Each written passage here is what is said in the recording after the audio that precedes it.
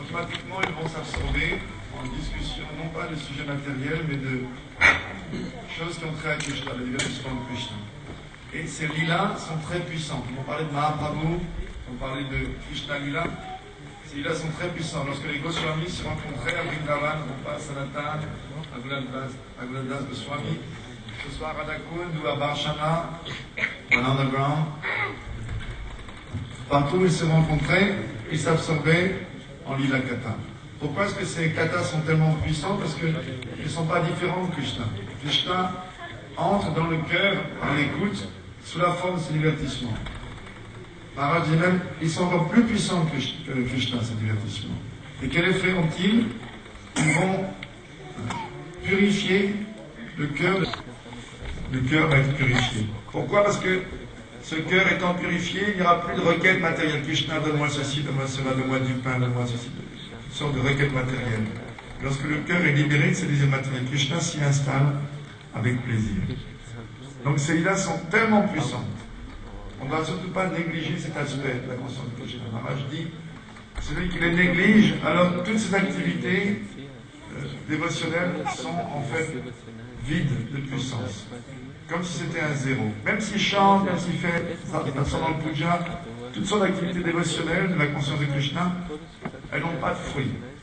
Il a cité le verset du Bhagavatam, tous les devoirs accomplis qui ne génèrent pas notre yatiratim, qui n'avait pas l'affection, l'attachement à Krishna. Shrama Eva Ikebala. En fait, c'est complètement inutile.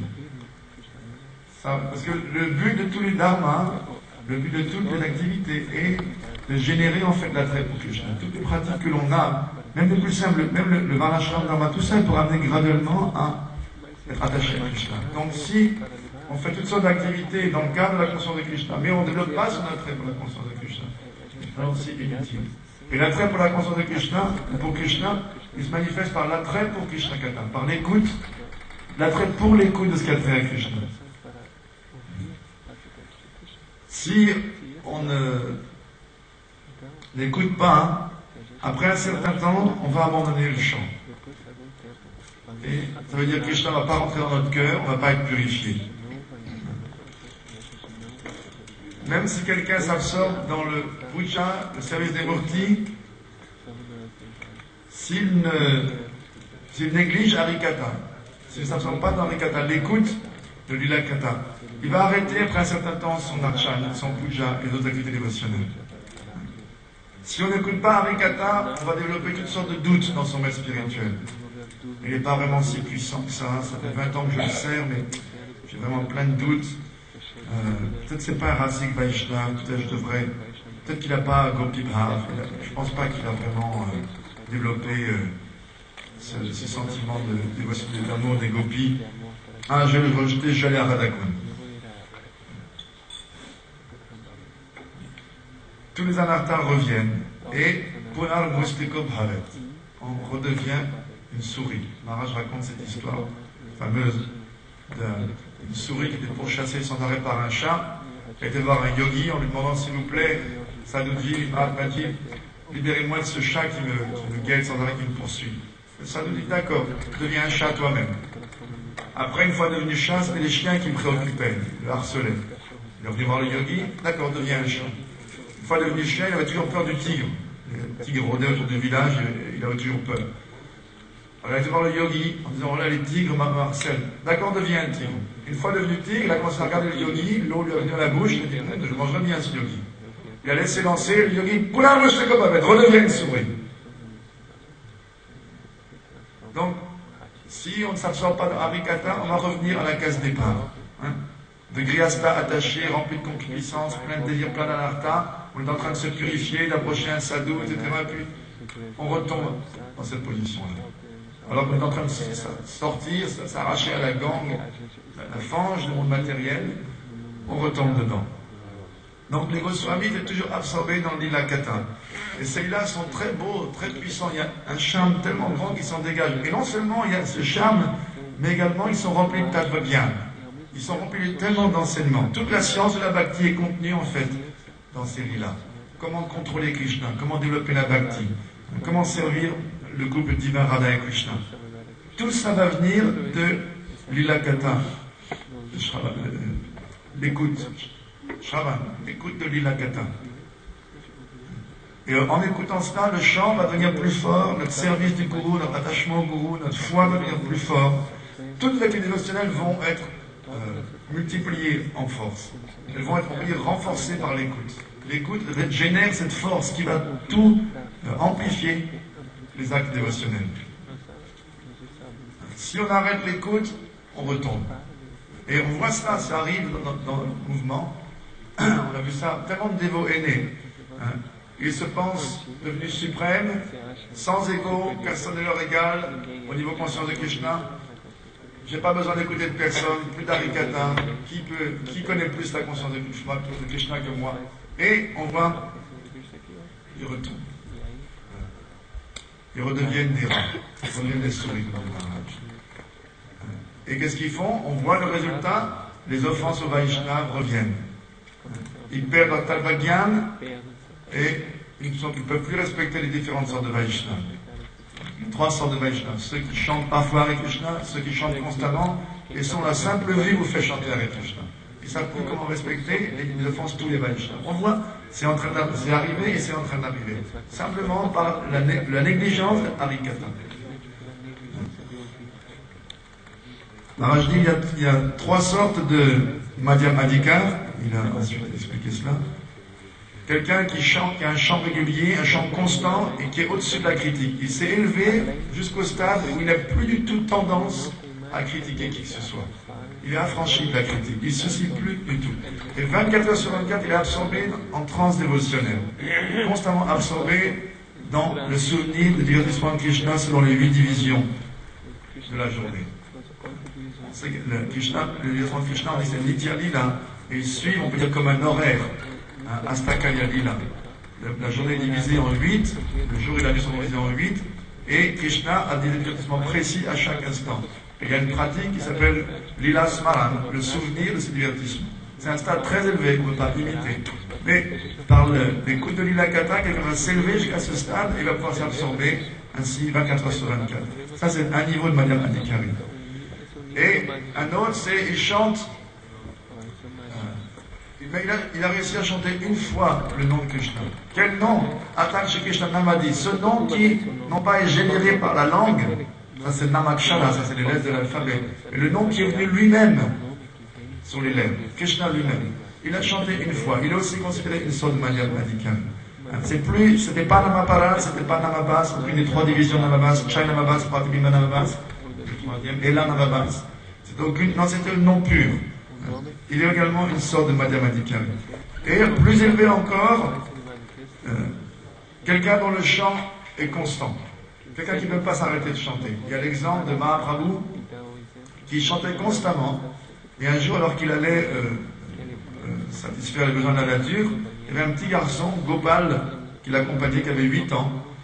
Et il voit Mahaprabhu qui se prenait la langue avec la main pour ne pas chanter. Alors, il dit, Prabhu, pourquoi tu fais ça?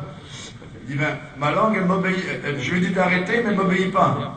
Et là, je vais aller aux toilettes, donc c'est impur, c'est apavitra, donc je ne peux pas chanter en même temps. Donc je la tiens, parce que je lui ai dit d'arrêter, mais elle ne veut pas m'écouter. Donc je tiens la langue.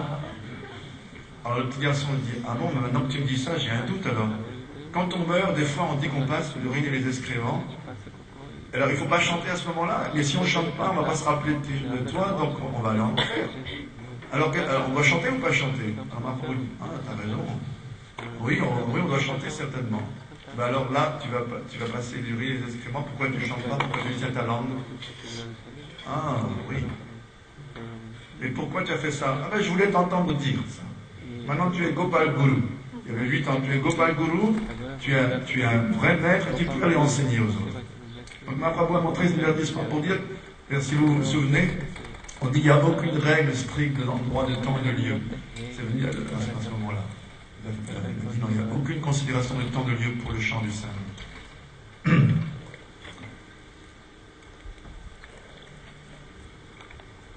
Mais le plus souvent, on rencontre des gens qui sont kanishta, qui ont une vue sectaire. Et ça, on vit dans cette chose-là. Des gens qui ont une vue très partisane. Celui-là, il n'appartient pas à ma mission. Et il ne faut pas aller voir quelqu'un qui n'est pas de la mission, il ne faut pas aller entendre dire Harikata, ce n'est pas de notre mission, il ne faut pas, et si vous y allez, vous allez être excommunié, il ne faut surtout pas y aller, c'est interdit. Et il ne faut pas lire les livres des Goswami, il ne faut pas lire le Javadharma, il ne faut pas lire tous ces livres-là. Le résultat, c'est que si on garde cette attitude sectaire et Kanishta, on perd la foi dans Harikata. On perd la foi dans l'écoute et Puna Prashtikam Bhavet, on redevient une souris, on redevient comme tout à l'heure, l'histoire. Alors quel genre de Harikata il faut écouter? Et Maharaj a commencé à raconter ce divertissement merveilleux, avec sa façon inimitable. Un jour, Krishna et Balaram, avec des centaines de gopas, étaient en train de sortir avec leurs vaches pour aller dans la forêt. Mais leur forêt, bien qu'il y avait plein d'herbes pour les vaches, cette forêt, il n'y avait pas d'arbres fruitiers.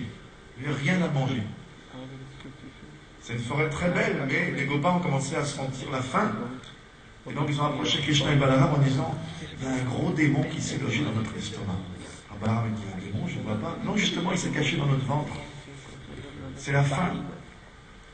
S'il vous plaît, donnez-nous quelque chose. Arrangez quelque chose. Alors à ce moment-là, Subal et Madhumanga, ils ont dit nous, on sent un doux arôme qui vient là. Un peu plus loin, il y a Talavan, la forêt des palmiers dattiers. Et on ne sentait pas ces effluves, la merveilleuse qui viennent de là-bas. Peut-être on pourrait, comme c'était le mois de Badra, le mois de juillet-août, le début de la saison des pluies, il y avait ces fruits, ces dattes bien grosses, toutes fraîches, pas les dattes qu'on a en Occident, là, toutes sèches, des dattes toutes fraîches, bien grosses, bien gonflées de jus, qui exhalaient leur parfum. Et donc les Gopas ont demandé à Krishna et Balaram, ont suggéré que peut-être qu'on pourrait y aller. Mais la forêt, elle appartenait à qui? Au roi des ânes. C'est qui le roi des ânes? Kamsa Maharaj. Ça appartenait à Kamsa. Et en fait, tous les fruits de cette forêt étaient envoyés à Kamsa. Kamsa avait dépêché toute une bande d'ânes avec des Nukas à leur tête, c'est le chef des ânes. Et il avait des centaines d'ânesses et des ânons par milliers. Et eux, ils gardaient la forêt. Il y avait une clôture tout autour, non pas avec des poteaux, des barbelés, mais une clôture d'ânes tout autour de la forêt. Ils étaient tellement nombreux, il fallait pratiquement toute une clôture autour. Et ils surveillaient que personne ne pouvait venir prendre les fruits. Et comme ça, lui, il goûtait ses fruits succulents et il donnait ses restes à qui? Chanura, Mushtika, Putana, Aga, tous les démons. Et parfois, les ânes, ils en récoltaient quelques bribes. Des fois, on ne pouvait même pas en manger. Il y avait tellement de dattes, ceux qui les gardaient, qui les envoyaient, mais ils n'en mangeaient pas. Qu'est-ce que ça veut dire Kams? Kamsa, c'est toutes sortes de péchés réunis, personnifiés, qui prennent une forme, ça c'est comme ça. Donc ça c'était lui le roi des ânes. Alors, les pâtres ont dit, allons-y. Et Krishna a dit à Balaram, va leur donner des fruits, procure-leur des fruits. Donc ils sont rentrés dans la forêt. Baladev, qu'est-ce qu'il a fait? Tout naturellement, avec sa force colossale, il a commencé à secouer un palmier dattier. Et les dattes ont commencé à tomber. Par terre. Et les pâtres étaient tous le nez levé en attendant que les fruits tombent, en guettant les fruits pour les ramasser. Un tel arôme qui s'en dégageait. Et les ânes ont entendu ce bruit, et qu'est-ce qu'ils ont vu? Ils ont vu les arbres secouer, ils ont vu les fruits qui tombaient, tout ce bruit-là. Et avec leur douce voix d'âne, ils ont commencé à braire et à dire qui c'est qui est en train de faire ça? Et ils sont arrivés en courant, et qu'est-ce qu'ils ont vu? Deux vauriens avec leur gang, avec leur bande, en train de se délecter de ces fruits. Alors aussitôt, ils ont attaqué. Et Dhenukasura, il s'est retourné à décocher une ruade sur Balaram. Balaram l'a attrapé par les pattes, il l'a tournoyé en l'air. Et quand il a tournoyé en l'air, sa vie et son âme ont commencé à tourner en l'air et finalement sont descendus jusqu'au pied de Krishna. Un par un, tous les ânes ont été dépêchés comme ça, en enfer, je ne sais pas où, par Krishna et Balaram. Ils ont été tous tués l'un après l'autre. Et certains ont réussi à s'enfuir et à aller raconter tout là comme ça. Mais alors la scène était horrible, imaginez tous ces cadavres d'ânes qui avaient passé l'urine et les excréments en mourant, du sang partout, les arbres déracinés, fracassés, qui vont tomber les uns avec les autres, parce que Balaram et Krishna, ils envoyaient les ânes jusqu'au sommet des arbres, les arbres s'écroulaient. Donc tous les pâtres qui étaient venus manger tous ces fruits, en fait, les fruits qu'ils avaient dans la main, ils ont rejetés. Mais après un certain temps, la forêt a été nettoyée et par la suite, ils revenaient et mangeaient librement tous ces fruits. Alors, Maharaj a dit, c'est quoi? Qu'est-ce que représente ces ânes de Dhenukasura et ces comparses? C'est ceux qui n'ont pas la foi dans le chant du Saint-Nom, ceux qui ne chantent pas, ceux qui n'ont pas la foi dans Harikata, pas la foi dans Krishna, seulement absorbés dans manger, faire la fête, s'accoupler, juste jouer de la vie matérielle. À l'époque du Krishna, il y en avait très peu. Et maintenant, qui n'est pas un âne? C'est tous des ânes. Dans le monde entier, tous les gens sont ainsi. Tout le monde ne pense qu'à se gratifier. Personne ne veut chanter la foi en Krishna ou dans les gourous. Et les ânes, ils ont plusieurs caractéristiques. La première, c'est qu'ils veulent toujours approcher leur ânesse pour s'accoupler avec elle, mais elle leur décoche sans arrêt des ruades. Et malgré ça, ils ont dû boire la bouche pleine de sang, se fait décocher une ruade dans la mâchoire, ils reviennent à la charge encore et encore. Ils sont très obstinés, très attachés à cela. Une autre chose, c'est qu'ils portent des charges considérables sur leur dos. Ils peuvent porter toutes sortes de choses. En Inde, on voit les blanchisseurs, ils leur mettent tout le linge sale dessus, lorsqu'ils nettoient les routes, ils les chargent avec tous les décombres. Ils peuvent porter toutes sortes de saletés. Une autre, c'est qu'ils peuvent porter toutes sortes de choses très bonnes, mais qu'eux-mêmes ne peuvent pas goûter. En Inde, par exemple, un peu comme certains pays avec les mules, là où il y a des endroits qui sont inaccessibles avec des véhicules, alors on charge toutes sortes de bonnes choses, du ghee, des légumes, sur le dos des ânes, et ils portent là où personne ne peut aller. Mais eux-mêmes, ils mangent que de l'herbe sèche, ils n'ont pas le droit. Ils portent des vêtements, mais ils n'ont pas le droit de s'habiller. Ils portent des choses bonnes à manger, mais ils n'ont pas le droit d'en manger eux-mêmes. Ça, c'est un trait des ânes. Une autre caractéristique, Maharaj dit, c'est que pendant la mousson, lorsqu'il y a plein d'herbes, on voit les ânes tout maigres. Et pendant la saison sèche, où il n'y a pas d'herbe, ils sont tout gros. Alors comment ça se peut? Et c'est dû à une de leurs caractéristiques mentales, c'est que quand il y a plein d'herbes autour, ils font 2 ou 3 pas, il y a plein d'herbes, ils ont mangé tout un petit carré d'herbe, ils ont le ventre plein, mais comme ils ont juste fait quelques pas, ils pensent, j'ai rien mangé. Et du coup, pensant qu'ils n'ont rien mangé, ils deviennent tout maigres. Pendant la saison sèche, où il n'y a pas d'herbe, donc il faut faire des kilomètres et des kilomètres, ils mangent toutes sortes de... Et là, ils regardent derrière, oh, j'ai beaucoup marché, oh, donc j'ai le ventre plein, donc ils grossissent. Incompréhensible. Quand ils ont beaucoup mangé, ils sont maigres, quand ils n'ont pas beaucoup mangé, ils sont gros. Alors, ceux qui mangent toutes sortes de saletés, Maharaj dit, la viande, les œufs, les poissons, il a fait une parenthèse, si vous mangez du poisson, vous pouvez manger n'importe quoi, parce que les poissons, ils mangent n'importe quoi, même les excréments. Quelqu'un qui mange du poisson, il peut manger n'importe quelle saloperie, parce que le poisson, c'est lui qui fait le service de voirie dans les rivières ou dans la mer. Quelqu'un qui s'abaisse, enfin, Bhaktisiddhanta Saraswati Thakur dit quelqu'un qui s'abaisse à manger du poisson, c'est pas la peine qu'il discrimine sa nourriture, il peut manger n'importe quoi. Parce que le poisson, c'est le plus bas. Et donc, ceux qui sont maigres en harikata et gros à manger toutes sortes de saloperies, ça c'est des ânes. Ils sont maigres en harikata, ils ne mangent pas harikata, mais ils mangent toutes sortes de saletés. Ceux-là, ils sont des vrais ânes. Et Baladev, il représente le maître spirituel, Shri Guru, le principe du Guru, Akanda Guru Tattva. Tous les maîtres spirituels représentent Balaram. Donc lui, qui a tué ce Dhenukasura, qui représente l'ignorance, lui peut tuer notre ignorance. Donc on doit approcher le maître spirituel, prendre refuge de ses pieds parés de lotus, en disant, Gurudev, je suis attaqué par toutes sortes de désirs matériels, la concupiscence me ronge, plein d'artins sont dans mon cœur, vous seul pouvez le sauver.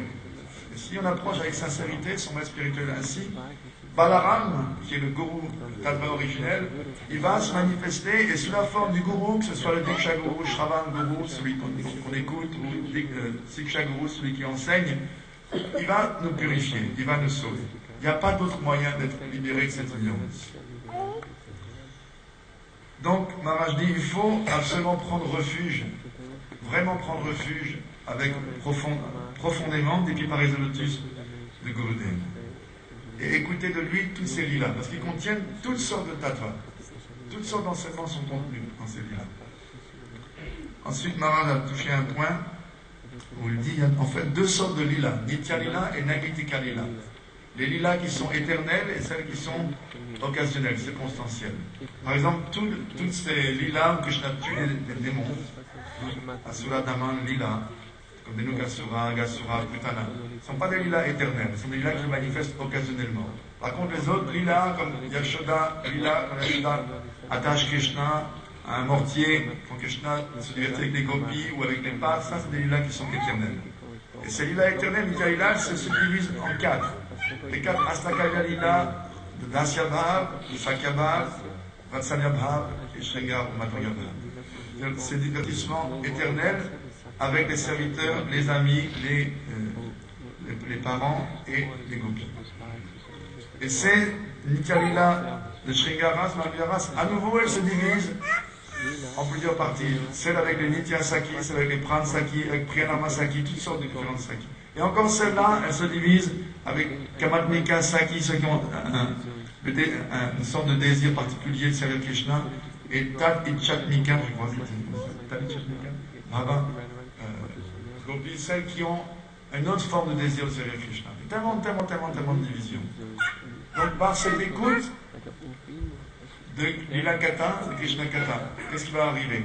La foi va s'accroître, notre chant va devenir plus pur, plus fort, notre service, notre attachement au maître spirituel, notre puja va devenir plus fort, tout va s'amplifier, tout va devenir plus pur.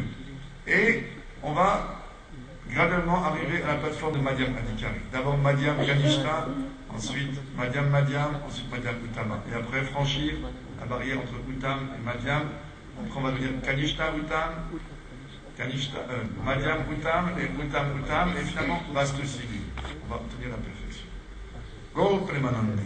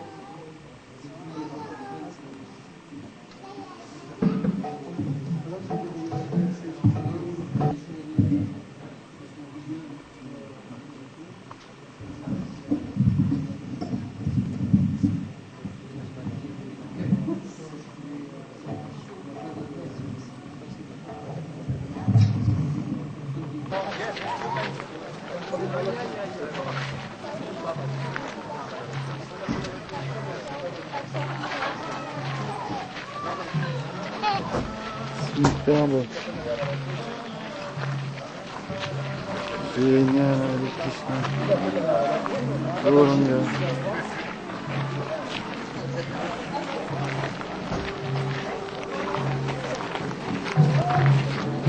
Chanchalacara charanavatiruchiram mandiharandita parayugamaduram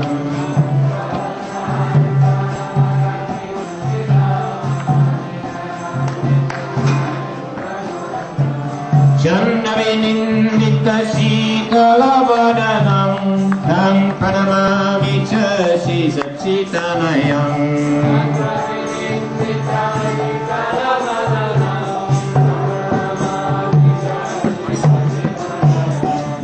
Katidarakamandala Divyakalevara mandita mandam I know. It's very straight. Virgina Kalmasya Khandananandam Tam Pranamami Chasi Sachitanayam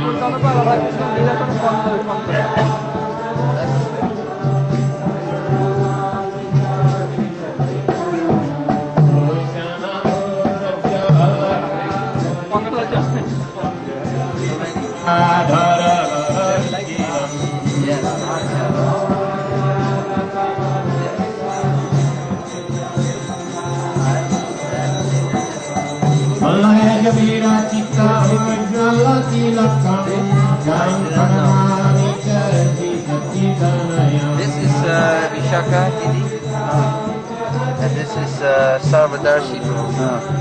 Very small ones, very small.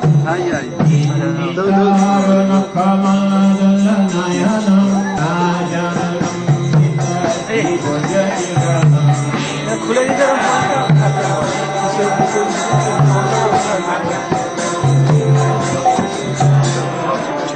Hare Brahmaishvara Narada Vesha Pranamami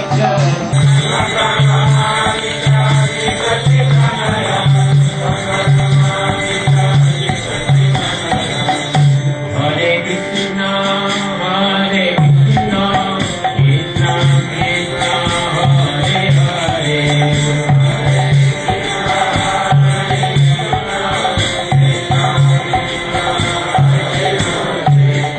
Hare Rama, Rama Rama, Hare Hare.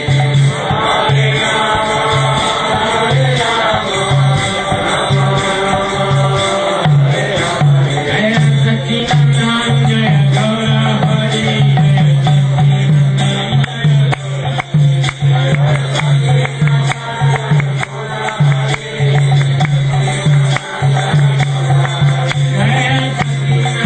Jaya Gaura Hari, Jaya Satchidananda, Jaya Gaura Hari.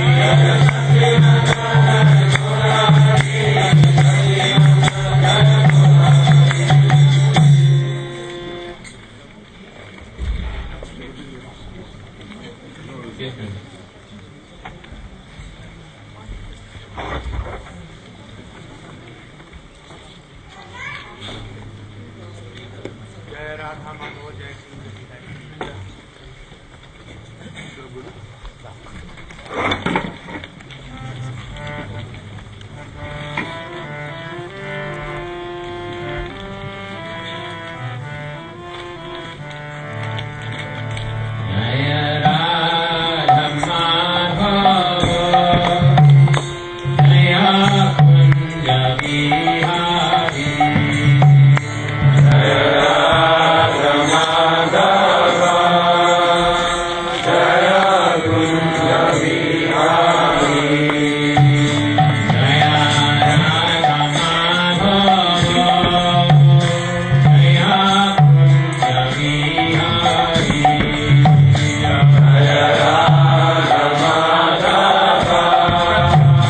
Jaya Kunja Bihari. Jaya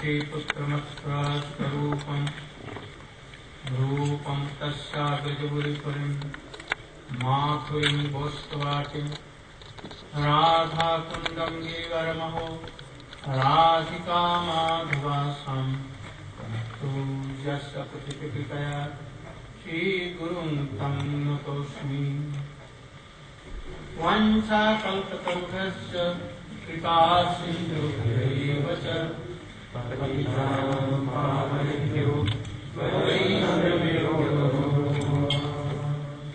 नमो महावदन्याय कृष्णप्रेमप्रदायते कृष्णाय कृष्णचैतन्यनाम्ने गौरतिशे गुरवे गौरचन्द्राय राधिकायै तदायै कृष्णाय कृष्णभक्ताय तद्भक्ताय नमः।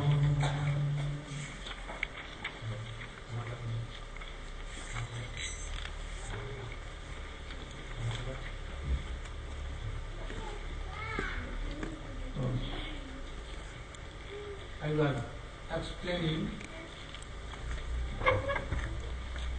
the duties of Madhyamadhikari. There are 4 kinds of duties. To Krishna, we will have pain.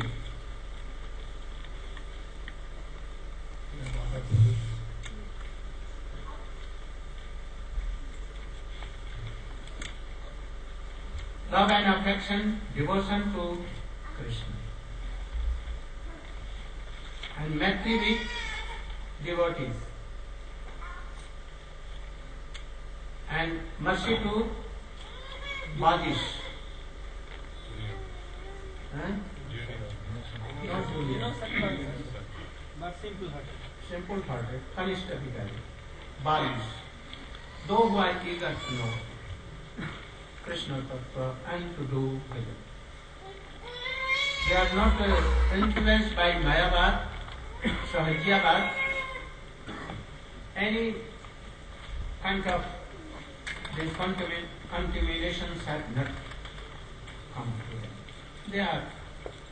They are Vishay, no harm. Vishay, you know? Sense gratifiers. Huh? Sense gratifiers. Sense they may be.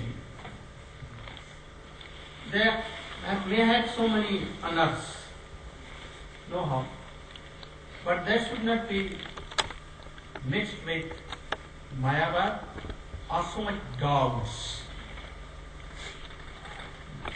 If they have so much doubt, Sandehatma Dinashyati. Certainly will they go down. Shastra is repeating, always repeating and repeating these words. And he should do boycott. Boycott. Ignore. Those who are anti. Antagonist. Antagonistic. Antagonistic. Opposed? Yes. Opposite.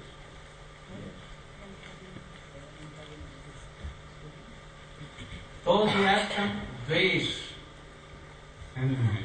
envy. To whom? To Krishna. To Krishna Tattva. To Guru Tattva. And to Shastra. They have envy.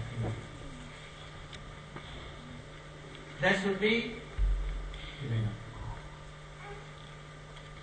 So, some persons think that when they are initiated, they are come to Madhyamadhikari. But it is not full correct. Some correct. They should understand that initiation is of 2 kinds. One is called Vigva Jaruri, that That is what is the The externals. True initiation.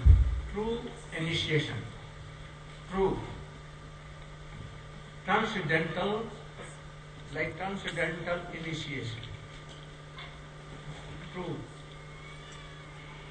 And when Chaitanya Mahaprabhu telling, Chaitanya Mahaprabhu went in Kashi, a place of Mayavadis, and he made Prakashanand ringleader of Mayavadis. That Prakashanand wanted to take Chaitanya Mahaprabhu, thinking a very little boy and junior sannyasi. He wanted to reform and to make him a very bona fide Mayavadi sannyasi. Chaitanya Mahaprabhu went in the council of Mayavadis, and where they used to take water on their fields, near a lake, drain, that was not so pure, Chaitanya Mahaprabhu served there. Then Prakashananda Saraswati at once, oh, what you are doing, you should come, you are in our category, in your line sannyasi, you should come here. He was not ready to come, and there was a question and answer between them.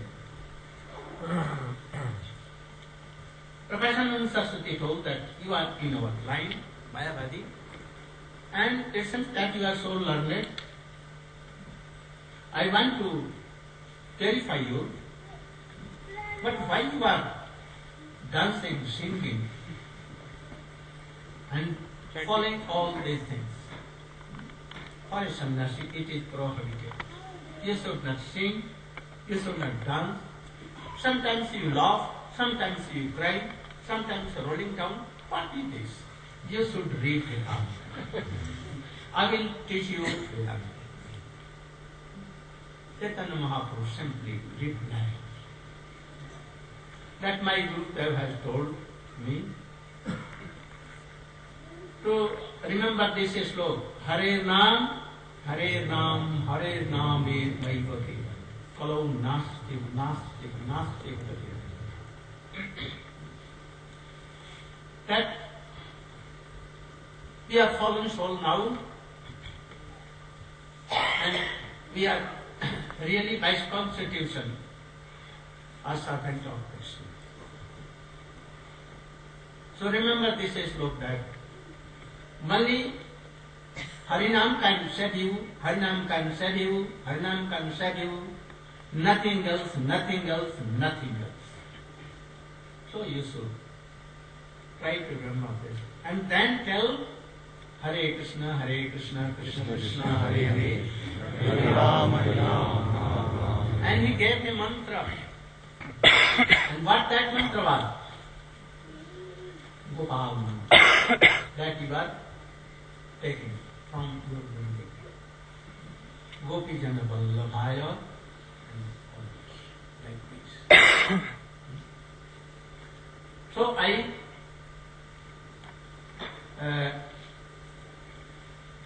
trusted my Gurudev. And I began to chant that mantra and Mahamantra both. He initiated me by that. After some days, I was remembering these mantra and doing kirtan of Hare Krishna, Hare Krishna. In a very few days, I became mad. I saw that a very beautiful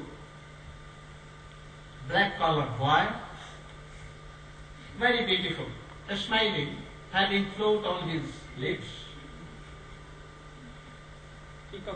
peacock feathers, and very beautiful tree folded, and smiling because nearby, standing under a tree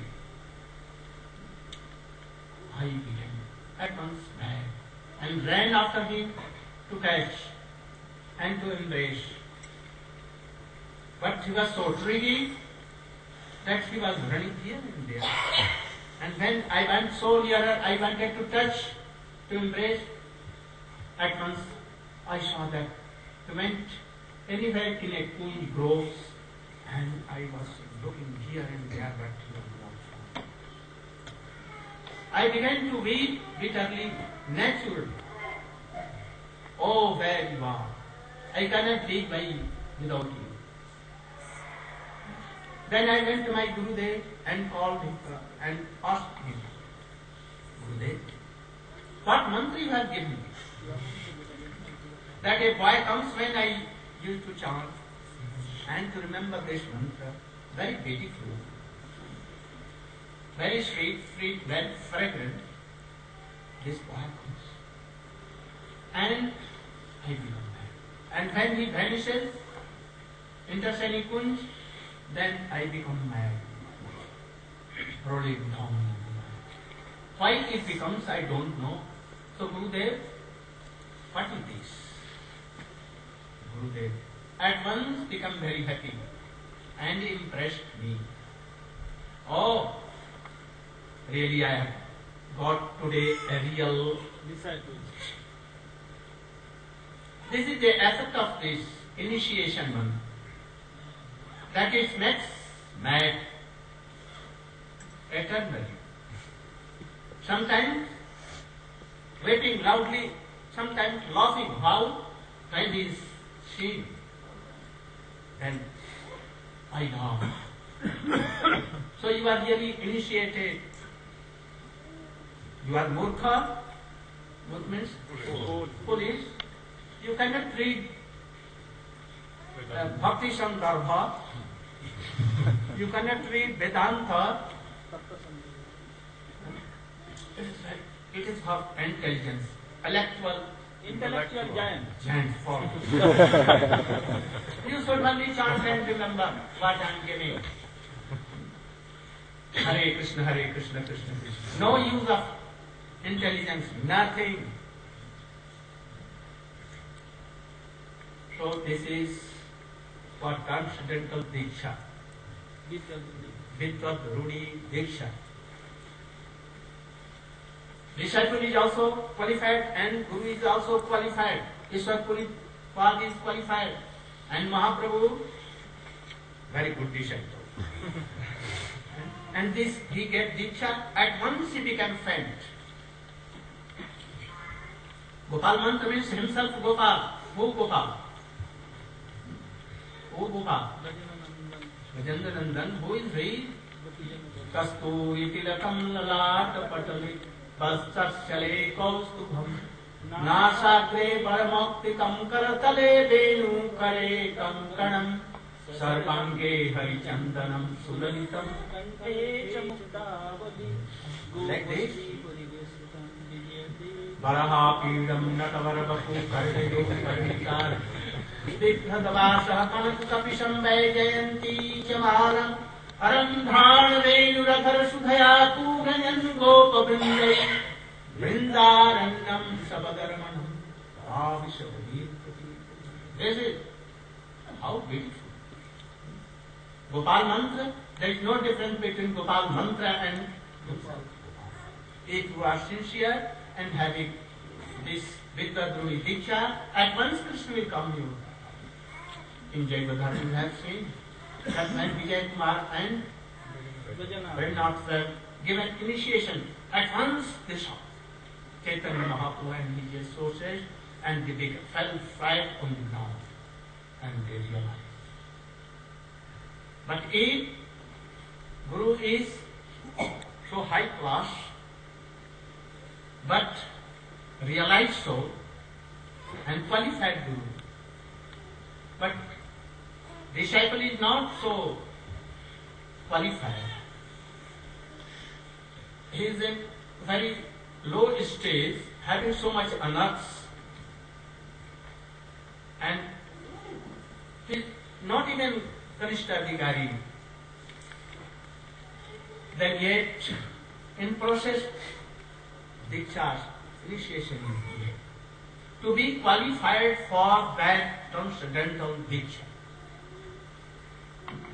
Really that Diksha is qualified and bona fide. And this to make some strongness in the heart of disciples. What is written in Chaitanya Charitamrita? Diksha kale bhakta kare atma samarpan, sei kale Krishna kare tare atma sam. It has been told for that transcendental Diksha, not for this thing that for sacrifice is done and you should do tilak, you should take mala, even they don't know.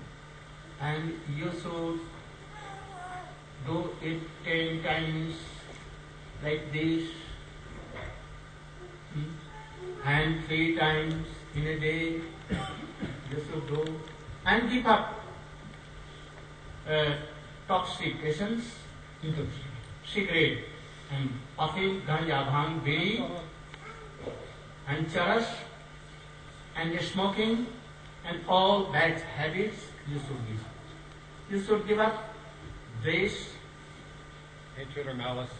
malice, and all other things.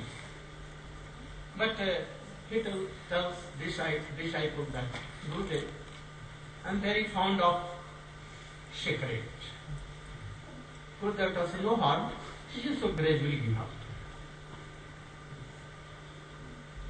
And fire sacrifice is done.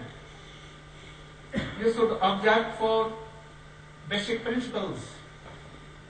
I will try gradually, but not now. How this Diksha will be transcendental? Anyhow, Gurudev is very kind and merciful. He wants to help him. So gradually he has admitted in his school of Diksha, initiation. Actually that Diksha is not initiation. But we are thinking that, oh, we have taken initiation. This law tells that what is Diksha? It is Vishnu Diksha ko. Divyam Jnanam Jagodatya. A process which gives Divya Jnana. What is Divya Jnana? Realization of Krishna Tattva, Jiva Tattva, Bhakti Tattva, Braja Tattva, Prem Tattva, Rasa Tattva, everything includes Divya Jnana. At the time of this common general Diksha, initiation, have you this all these things, Divya Jnana, Sambandha Jnana? Never. So you have been admitted in the school of Diksha line, and Diksha is not in a day has been given to you. You have been admitted. And gradually that transcendental Diksha will be given. When it began from all kinds of sins and anarths, aparadha, then it will be completed. Now you are like a boy, infant boy. You don't want to go to school, leaving your mother and father. When you are taken to school, always weeping, oh mother, mother, mother. But beautiful some pictures book has been given, and very beautiful pencil, and so many dresses like school, so a bag here, and some things, toffees, and all other things. And he is going, and that teacher will, what? Oh, very good, very good. Don't read, don't read. Oh, see, this is my book, this is, oh, you are very good student. And after 2 days he will, oh mother, I will not go to school. We are like this. Not that kind of Diksha. and all doubts will go. And you will realize and you will see Krishna, and you may be find that always within. Nainangaladasudhar Vadanangadakadaruchayaniya Udakarinichitanam Babukada Pranam Grahani Bhavishyati Chaitanya Mahaprabhu is teaching us. So don't think that we are now given initiation and we are only to give some encouragement. Really? We are at that time in Kanishta Adhikar. Some are not in Kanishta Adhikar yet. They have no fixed idea that Thakur is himself Krishna. Understand what I am telling? So, you should explain this and then.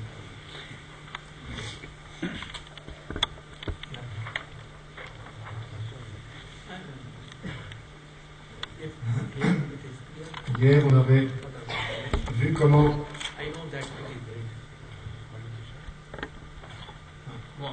hier, Maharaj a commencé à expliquer les différents symptômes de Madhyam Adhikari, comment il a de l'amour pour Krishna, de l'amitié pour les différentes sortes de dévots, amitié emplie de respect pour ses supérieurs, amitié emplie de sentiment d'égalité, de fraternité avec ses égaux, et amitié emplie de compassion envers ceux qui sont ses juniors.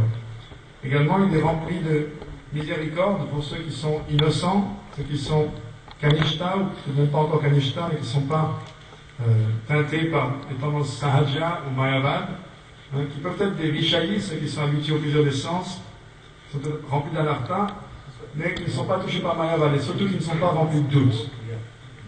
Et parce que tous les shastras répètent que les doutes font périr, sans atma vinashati. Ceux qui sont rongés par les doutes courtisent leur perdition. Et également, il pratique upeksha, la négligence, ou plutôt il ignore ou néglige ceux qui sont antagonistes, envieux de Krishna, envieux du gourou, envieux des shastras. Certains pensent que lorsqu'ils sont initiés, ils deviennent des Madhyamadikari, que Madhyamadikar commence à l'initiation.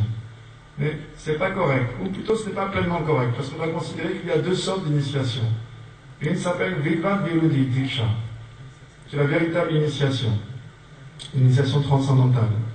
Par exemple, on sait dans le Chaitanya Charitamrita que lorsque Mahaprabhu a été à Benares, qui était le fief des Mayavadis, il a rencontré Prakashananda Sarasvati, qui était le meneur, on peut dire, le chef des sannyasis impersonnalistes.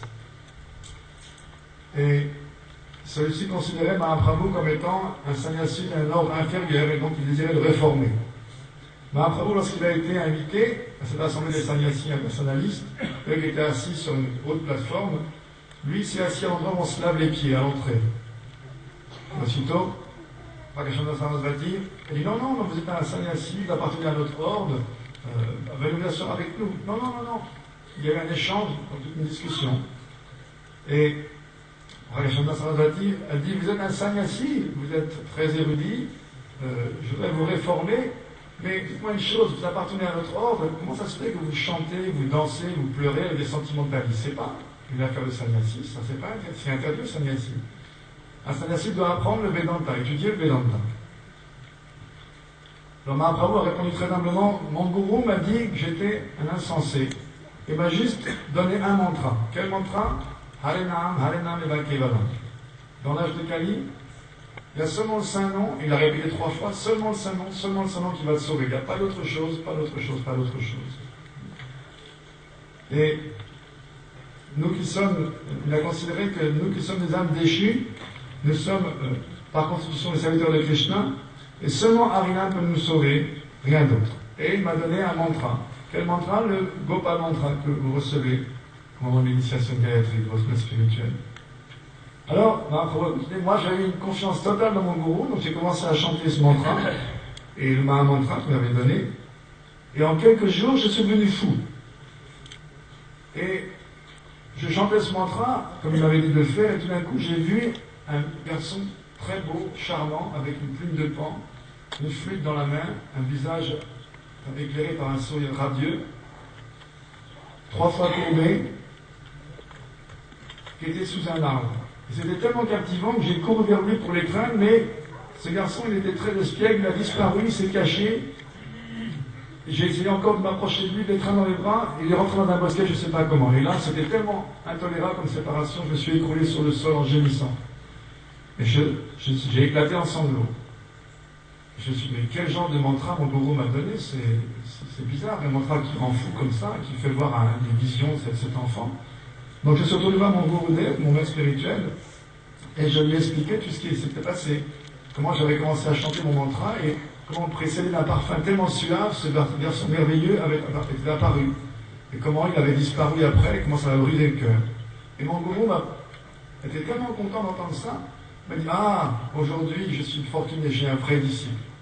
J'ai un vrai disciple. Toi, tu as, ce que tu me décris, ça c'est le véritable effet de l'initiation. Ce mantra, il te rend fou à jamais. Et je vois que tu as récolté le fruit de ce mantra, le fruit de cette initiation. Parfois tu pleures, parfois tu ris, ça c'est la vraie initiation. Et Mahaprabhu disait, je suis un murka, je suis un insensé, donc le maître spirituel m'avait dit, tu n'es pas qualifié pour toucher le Vedanta, ni les Sandarbhas, les Sat Sandarbhas. Tu ne peux pas toucher ces choses-là. C'est une remarque un peu ironique que Maharaj fait. Tu ne peux pas toucher ni le Vedanta, ni les Sandarbhas, parce que certains pensent qu'il faut absolument étudier les Sandarbhas. Et ça, ces livres-là, c'est pour des géants intellectuels. Et toi, tu es un insensé, tu es un ignorant, tout ce que tu peux faire, c'est chanter le nom de Krishna. Pas toucher ces livres-là. Et on voyait que là, ce genre d'initiation-là, c'est la véritable initiation. Le disciple était qualifié, Mahaprabhu était un très bon disciple. Et Ishvarapuri Pal était un très bon gourou. Les deux étaient qualifiés, et donc, le mantra qui lui a été donné a fait son effet tout de suite. Quel mantra? Le Gopal mantra. Quel Gopal? Rajanandan Gopal. Et Maharaj a chanté ces versets merveilleux qui décrivent Krishna Vrindavan dans son environnement naturel. Parce que le Gopal mantra n'est pas différent de Gopal. Si quelqu'un est vraiment qualifié et pur, en chantant ce Gopal mantra, tout de suite, il va réaliser Gopal. Dans Jeva Dharma, par exemple, c'est expliqué par Bhagavad Thakur, quand Rajanath et Vijay Kumar ont approché leur maître spirituel, ils ont reçu l'initiation, tout de suite, pratiquement, ils ont vu Gopal, ils sont tombés évanouis. Ça, c'est la véritable initiation. Maintenant, il y a une autre sorte d'initiation. Lorsque le gourou est très qualifié, il est du plus haut niveau, mais le disciple, lui, est tellement bas, tellement rempli d'anartha. Il n'est même pas encore un kanishta.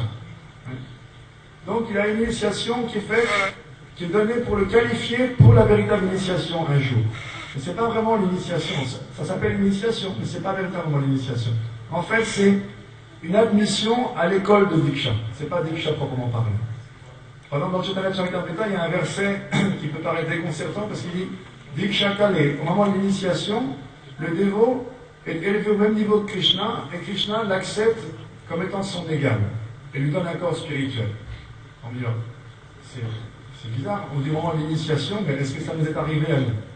Et Maharaj dit, qu'est-ce que ça veut dire? Qu'est-ce que c'est la définition de l'initiation, de Diksha? Divya Gyanam Tato Tadyat. L'initiation, c'est ce processus par lequel le savoir transcendantal Divya Gyan est donné. En quoi il consiste ce Divya Gyan? Tous les différents tattvas. Bhakti Tattva, Krishna Tattva, Priti Tattva, Rasa Tattva, tous les différents tattvas de Krishna sont révélés. Est-ce que, en recevant l'initiation, vous avez reçu ces tattvas? Vous avez réalisé tous ces tattvas? Non. Parce que l'initiation que vous avez reçue, c'est seulement un encouragement. Vous allez être admis à l'école de Diksha. Alors je dis,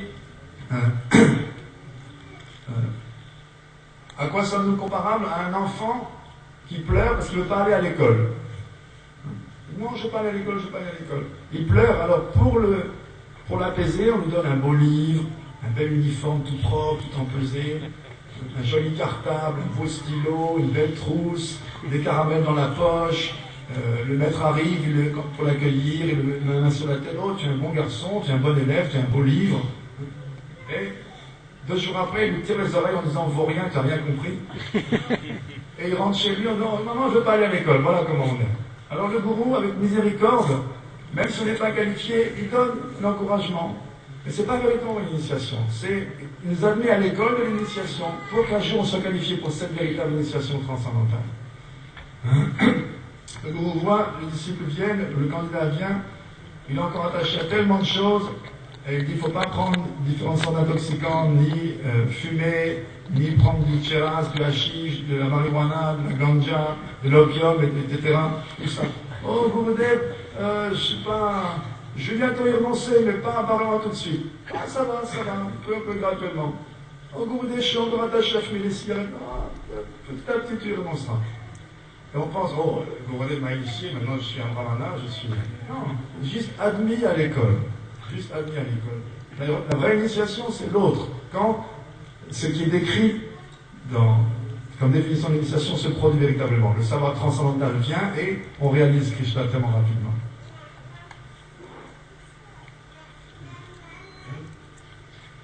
Once Chaitanya Mahaprabhu, after taking sannyas,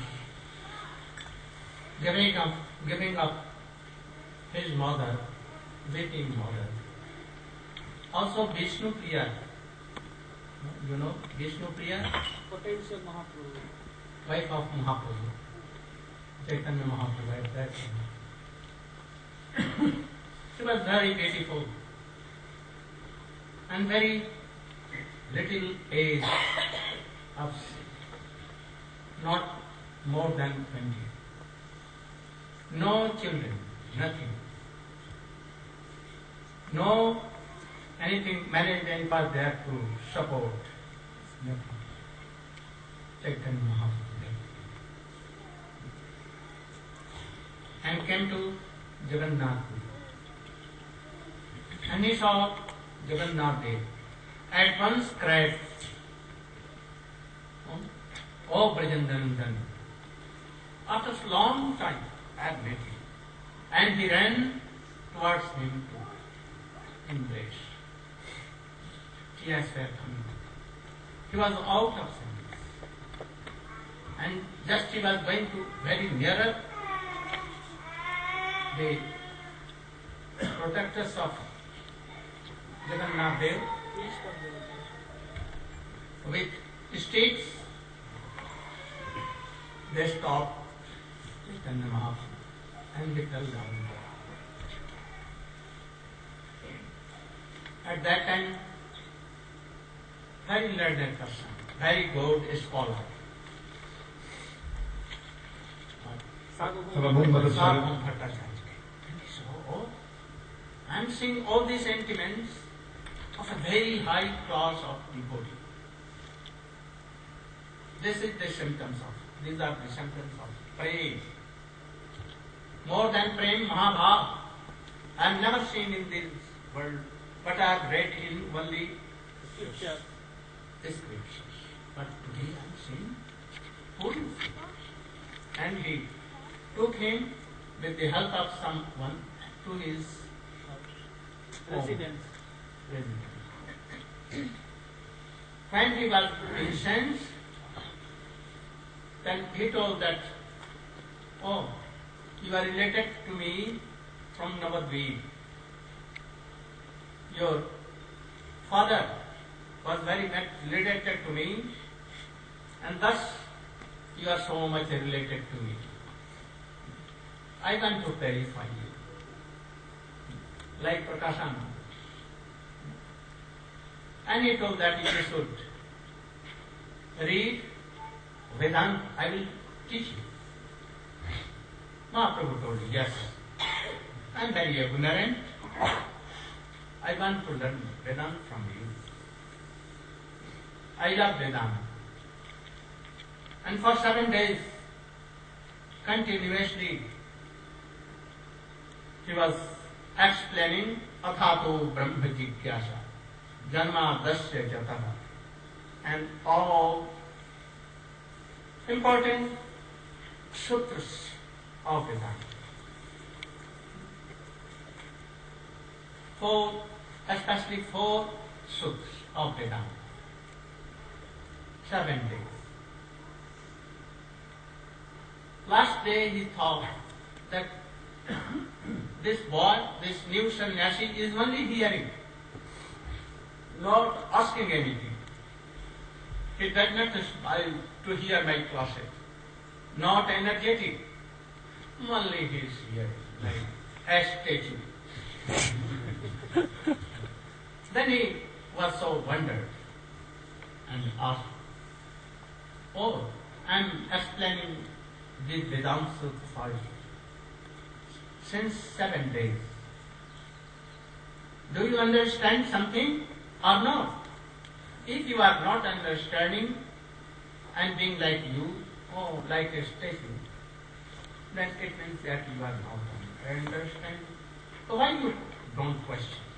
If any doubt in my explanation, have any doubt? Then at last Chaitanya Mahaprabhu told that the meanings of these Vedanta sutras are like sun and sea. But you are explaining like a sun like cloud, always covering him. In this sutras it has been written clearly, it is divided like sun, that Supreme Personality of God has some shape, so many qualities.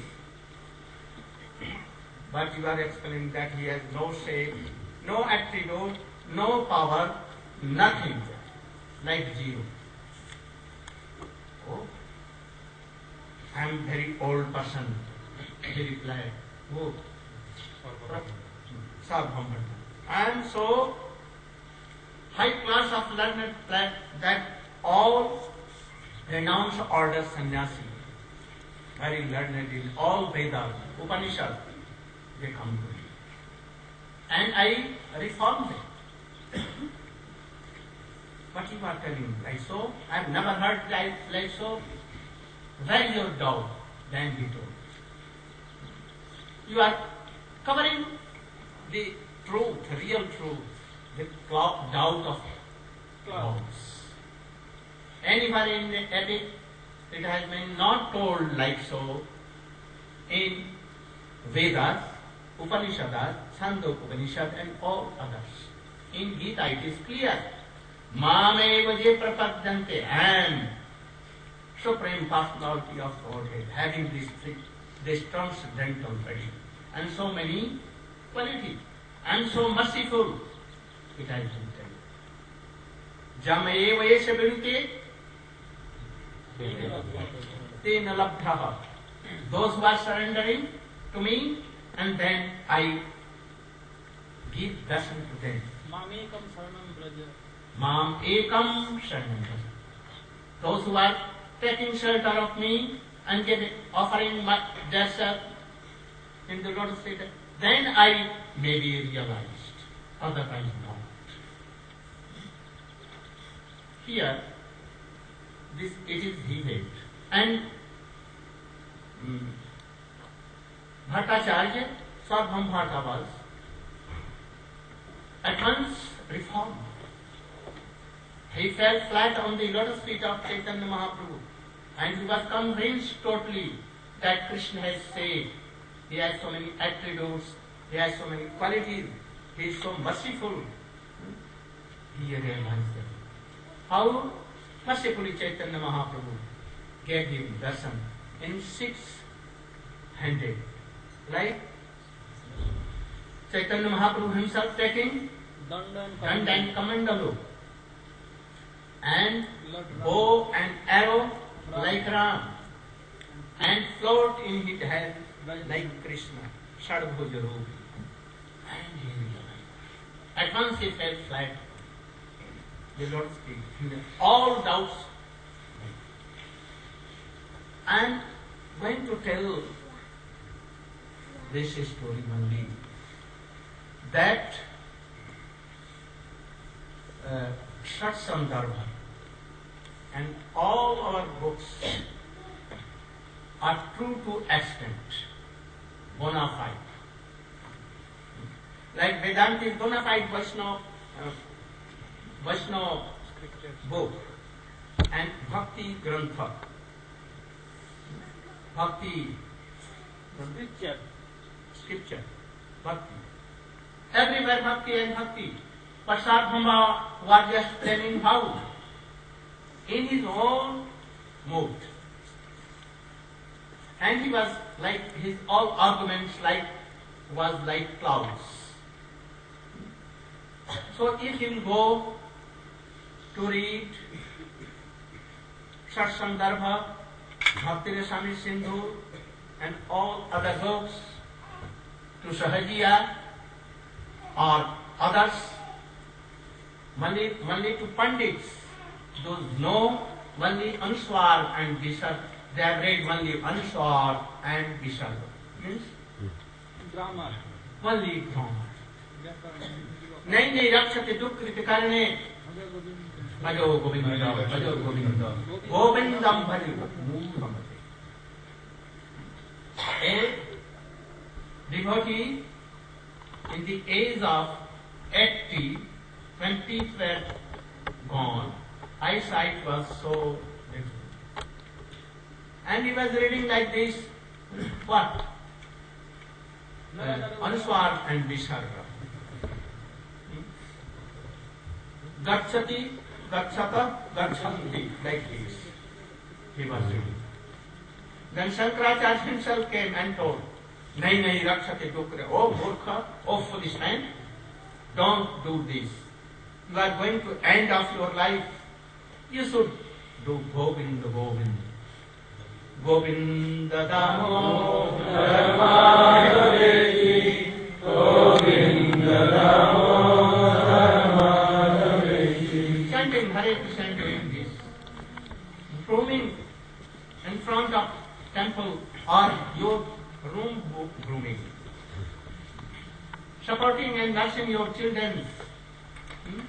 Doing all sleeps, don't tell this sleeps.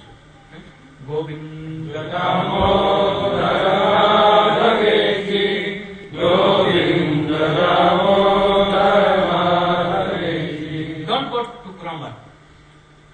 Now you are in the last stages of death. Yes, sir. That is High Chaitanya Mahaprabhu told that. Chant, remember this. If you are going to any Pandit who is not realized, then he will mislead you and tell that, oh, where are the symptoms? Oh, tilak is somewhat not good. There is defect in your tilak, so you are not pure. Oh, you are blackish, so you are not pure. So, pure person. You don't know Anuswar, and Anuswar you know in Sanskrit, Kang Kang, and Visarga, doors. So you cannot be a very real devotee. You should learn first grammar. I know that. Any of our devotees, like Haridas Thakur, Gaur Das Maharaj, so are like this. They have never gone to read grammar. So, first read Jaiva Dharma, I will suggest you. You should hear Gurudev, answer Gurudev. Automatically it will come. If your Gurudev comes. Who is Gurudev? When Chaitanya Mahaprabhu met with Ramananda, and Ramananda told that who are you? And first I see you as a sannyasi, very beautiful sannyasi. Now I saw that you are Krishna, and now I am seeing that you are covered with golden any lady, and now you are Rasaraj Mahabhav. Who are you? Then Chaitanya Mahaprabhu told them, you are really a Uttam Mahabharata. You can see everywhere Krishna, your versatile defensive Jugal Kishore. You are saying like this in me here and there. Then Chaitanya Mahaprabhu very politely told, oh, you are Jagat Guru. You should please on me and help me. I heard from Sarvabhauma Bhattacharya he told that I'm not so qualified. You should go to Raya Ramananda and he will teach you all these things. Vaishnava, etiquette, tattva, rasa, everything. So I have come to you and you are cheating me. You are not telling all these facts. I know that he is Guru because Kiva Vipra, Kiva Nasi, Sutra Kenonai, Jai Krishna Tattva Veta Se Guru. This is the real definition. Who is Guru? Who is Krishna Tattva Veta? Knows all the Tattva. Jiva Tattva, Krishna Tattva, Ras Tattva, Prem Tattva, everything he is knowing. Whether he will be Sudra, he will be renounced, he will be Grihastha, he may be anyone. Out of Varnashram Dharma, anyone. Tasmat Gurun Prapaddeta, Jigyasu Shreya Uttamam, Sabde Parecha Nishanatam Brahmanyupasana. Here the definition of Buddha same. But he should be Krishna Tattva Veda. Can in this whole world anyone can say that Bhaktivedanta Swami Maharaj was not Tattva Veda? Anyone has dared to tell? If anyone telling, I must cut their tongue. And we should also cut their tongue. If anyone is telling. The Guru of Swami Bhaktivedanta Maharaj was Srila Bhakti Siddhanta Saraswati Jagadguru. You know how renowned and how qualified and high class of Vaishnava he was? And Bhaktivinoda Thakur? He was not Krishna Tattva Veda. Anyone can say in this world, challenge? Only mad persons can, foolish, very foolish, like an ass, junkie. Otherwise, no, never. Followers of Dhanukasura. So, if he is Tattva Veda, then why you have so many doubts in him? I want that your all the doubts should be washed away. And even by telling so, my suggestion, if that cloud of so many doubts are there, anyone, Krishna himself cannot do anything. Never be. So try to be. If anyone has doubt, don't mix with them. Like very big poison, dangerous poison. Don't mix. Even he is so much favorable to us. Like once, you know, Mirabai in India was the first class devotee, but not in our life, but he was first class. He was somewhat inclination to Dwarkadhish, but no harm. She wrote a letter to Tulsidas. She was very great bhakta. That my all husband, father-in-law, mother-in-law, Sister-in-law, brother-in-law, and sister-in-law, all in my family are opposite to me. They are opposed that you should not do right. Always opposing me and making so much disturbance. What should I do? I am a female. What should I do? Should I be in family, or I should give up family this and I should go to Vrindavan? At once Tulsidas, very renowned person, he wrote. What he wrote? जिनके प्रिय नाम वेदी तजिए कोटि बैरिश जग जप परम बलिगुरु तजऊ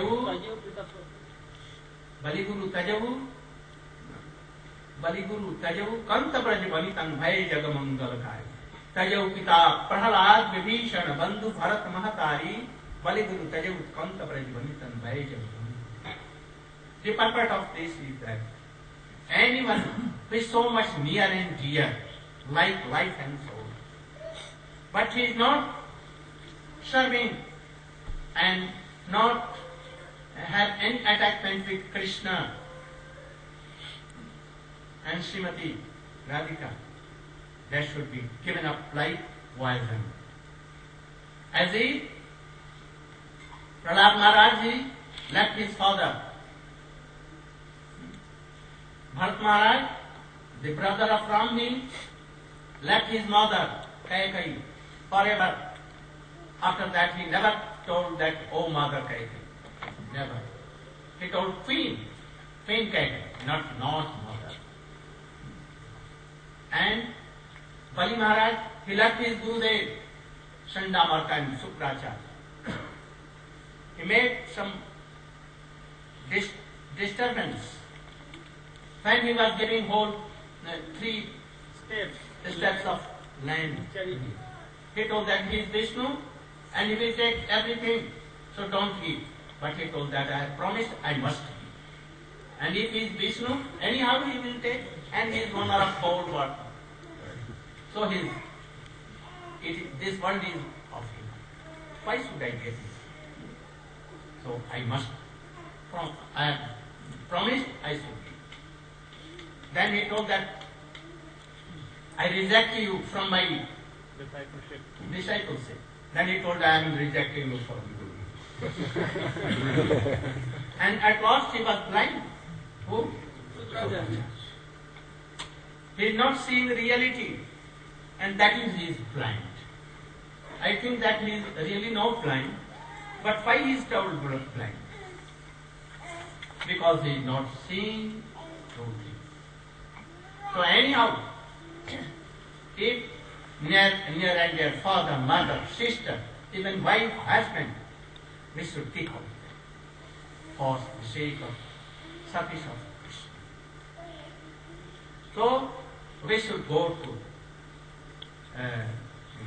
what was I telling? He picked up all and went to Vrindavan. And then his father, mother, husband, all began to pursue him. Oh, we have done great mistake. You should return home. He should. Oh, never. So we should be very. If anyone has some doubt in Guru Tattva, those is certainly a Krishna Tattva, like Bhakti Vinod Thakur, I think they see that in 500, so many years, there is none equal to Bhakti Vinod Thakur and Srila Prabhupada in whole world. Was so qualified, with so many transcendental qualities in him. Bhakti Vinod Thakur was called Saptam Goswami. No. Oh, in heavenly In planet. heaven. That the demigods like Indra, Brihaspati, they had some doubt. In this lok, Apiches Suduracharo, and he was called and he went and removed their all doubts. Bhakti Vinod Thakur is how qualified. And if anyone is doubt that he has no Guru Parampara, then we should cut that, not only tongue, that no. So this should be very, very strong in this.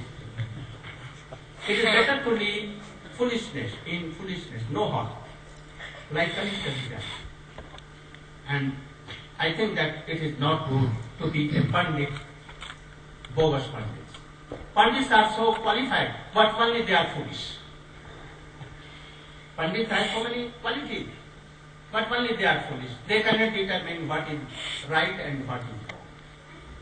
Once, a very big Pandit, very big scholar, very big scholar in Sanskrit and grammar, he was going through a forest anywhere.